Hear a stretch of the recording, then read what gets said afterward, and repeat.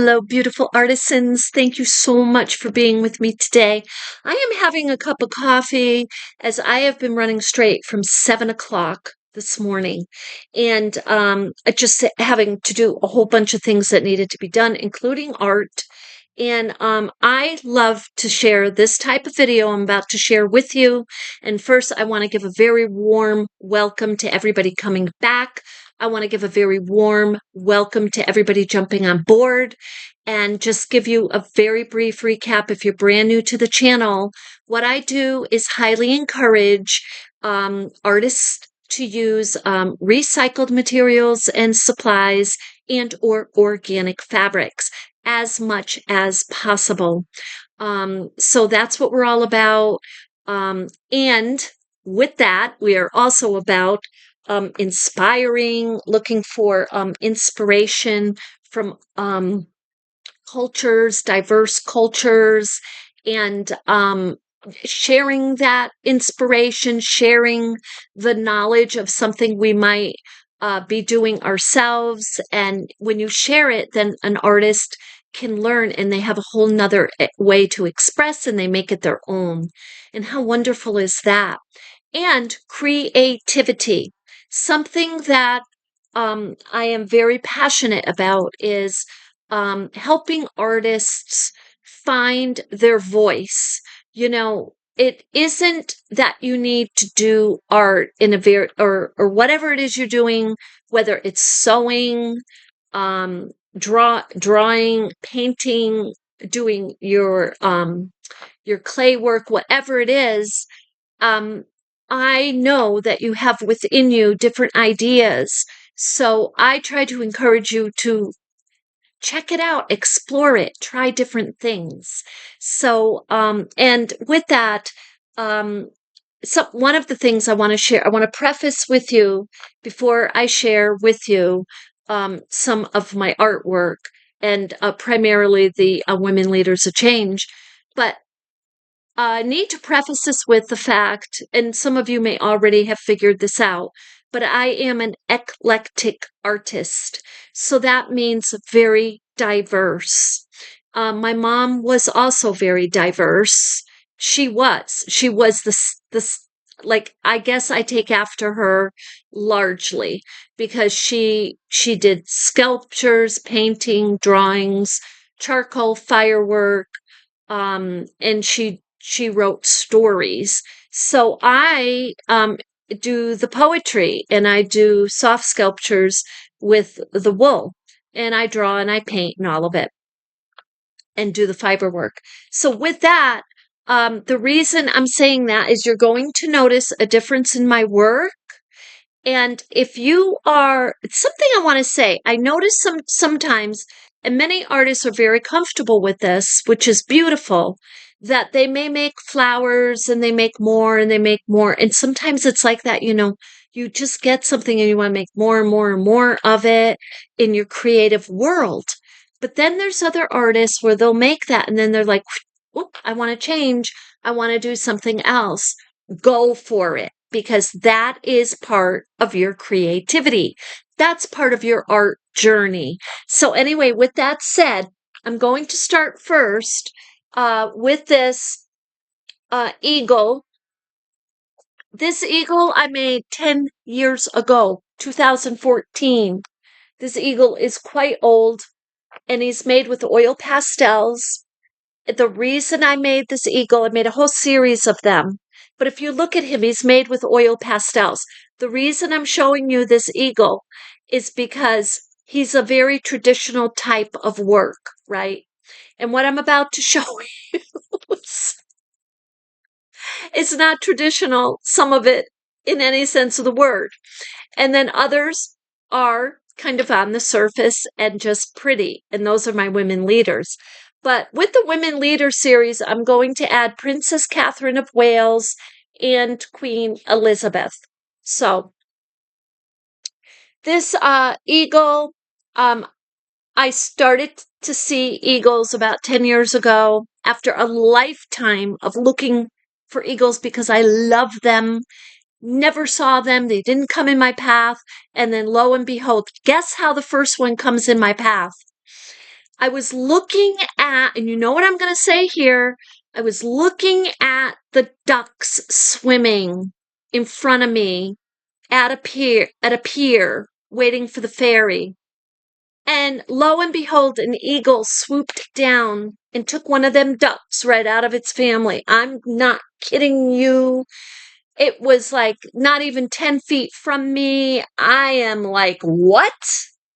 And that poor duck, I kid you not, that duck was as big as the eagle. Now, I started studying up on eagles, and the facts were astounding. Now, because this was 10 years ago, I was looking at the facts.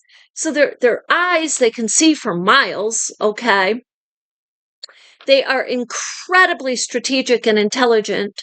And if there's a storm, like a hurricane or something like that, they will fly above that storm and wait it out. And you will hear stories of the eagles in stories of faith, because basically that's what they're riding on. They don't know when that storm is going to be over. They do not sense, they don't have that sixth sense of how long that storm will be.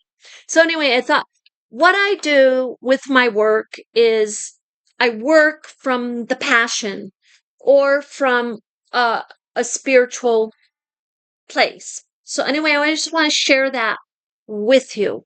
When I draw or paint, it's mainly from a very spiritual place. So with that said, before we get to the women leaders, I want to share with you my angels, because my angels, well, let me just say this first. The angels are very close to my heart, because now I'm going to be 65 years old in July.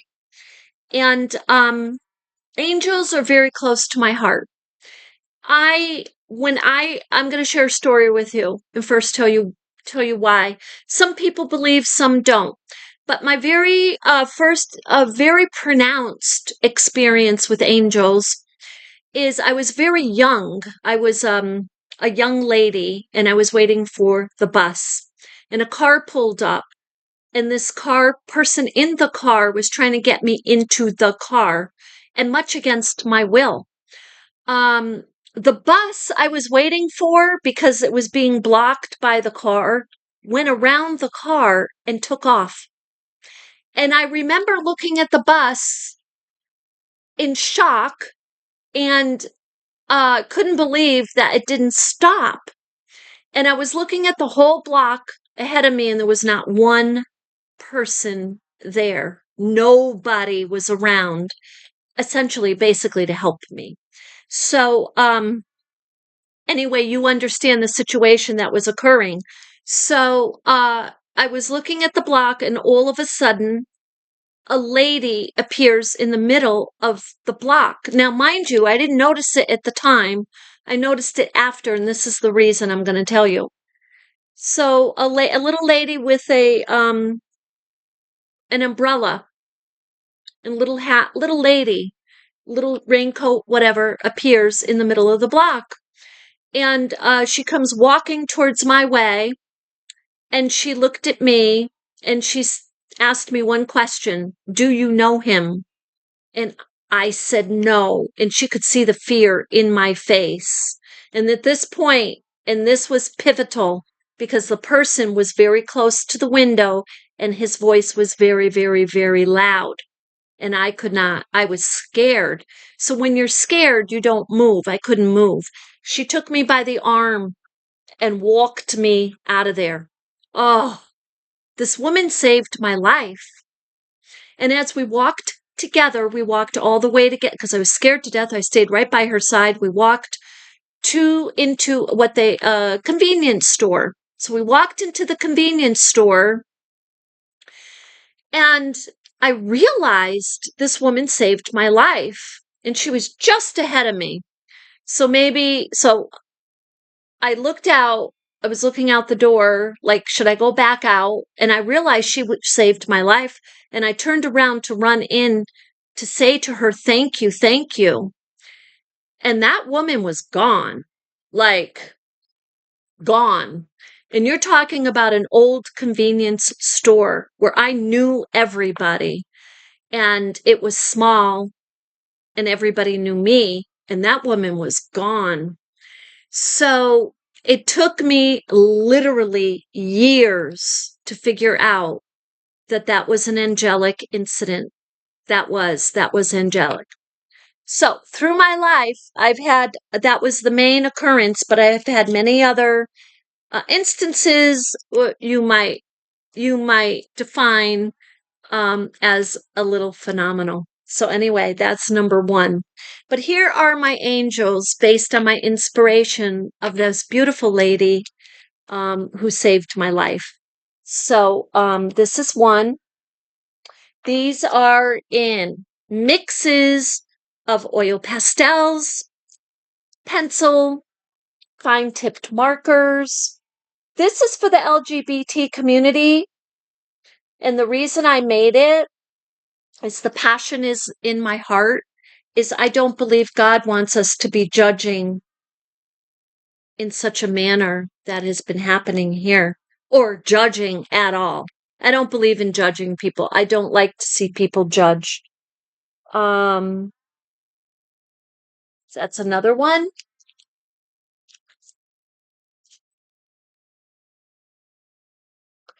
And that's a Celtic. That's supposed to be Celtic.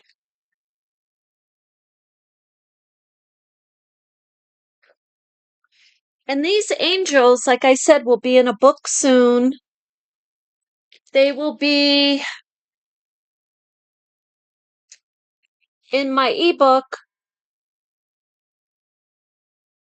This one is an angel of antiquity.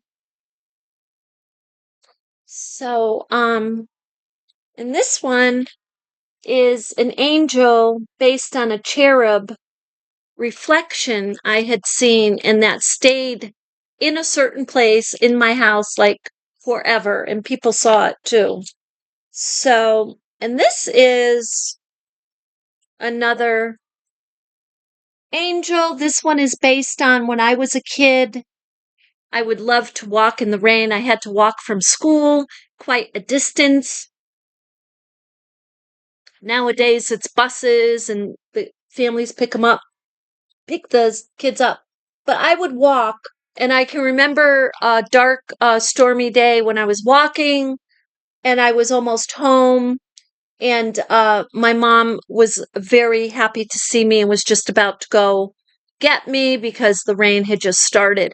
But the name of this is it's an angel protecting the child, but it's like I like to call it I'm almost home, Mom, you know? It's a childhood memory. So this is my last ancient angel. So this is oil pastels also. Now, with that said, so you see all the different angels, all the different styles, and I have more angels to come. But this is, let me turn, this is upside down. And I think one of these is upside down, but I'm going to go through this. These are my cats. So, okay, I'm going to skip to the women leaders. Now, I want to preface this with, I did these back in 2021, about 3 years ago, over time. And, well, the first few, a lot of them I did do rather quickly because I was studying some history on them, and especially Harriet Tubman and Rosa Parks. I wanted to kind of revamp my memory on history of them, and they really touch my heart. So they were the beginning of me adding all of the other women in history. So, so let's see if I can remember. Some of them I didn't put their full names, but let's go. We'll start here. Here's Harriet Tubman. Harriet Tubman. And you can see how I really focus on the designs.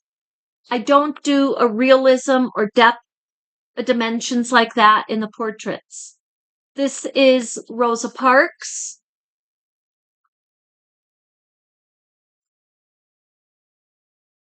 Queen Elizabeth.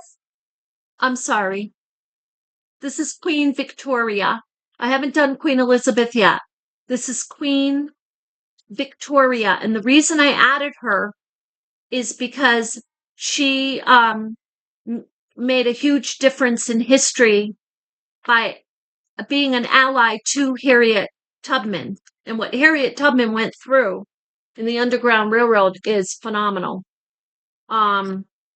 When Gary, and I'll need to get you more detail on her, she's made huge changes.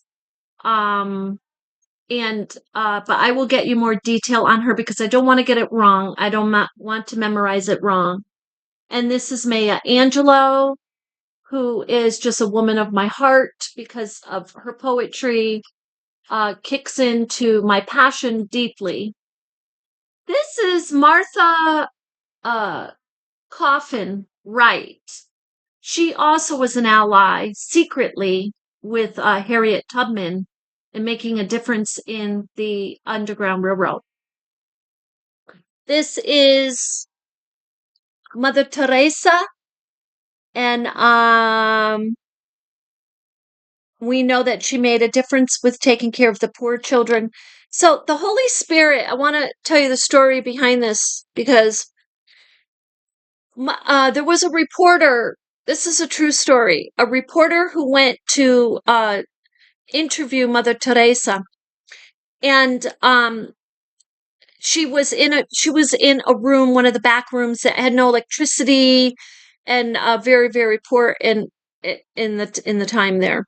This was before she started getting, I think, a lot of attention, and people were starting to notice something about her. When the reporter went in to speak with her, the room was dark and there was no sun out. I believe it was towards evening, like the sun was going away. And the reporter said, as she started to speak with him, there was a light that started to emanate around her. And there was more than one person experienced that with Mother Teresa. So I was trying to capture that. That really moved me. And so Mother Teresa did so much for the poor children. And this is a Nurse Nightingale. There really was a Nurse Nightingale. And she sacrificed greatly to take care of the soldiers. And again, I will get you more detail on her. But and here's one of my cats. You can see how different the cat is. This is why I encourage you to just kind of go with what you feel. And don't worry about, oh my goodness, it's not like my other artwork. That's totally okay. Do whatever it is that you do. And I'm showing you this because you may see a certain style in the cats, and then look, I come out with this very serene, beautiful cat. So this is like just how it rolls. I mean, there's nothing, and then I wanted to make a dragonfly. I put the Om symbol in the dragonfly. Did the dragonfly come out the way I expected? No, it did not. But that's art. It takes a life of its own on. And these are, oops, that's my fan. These are trees here. And the Pieta.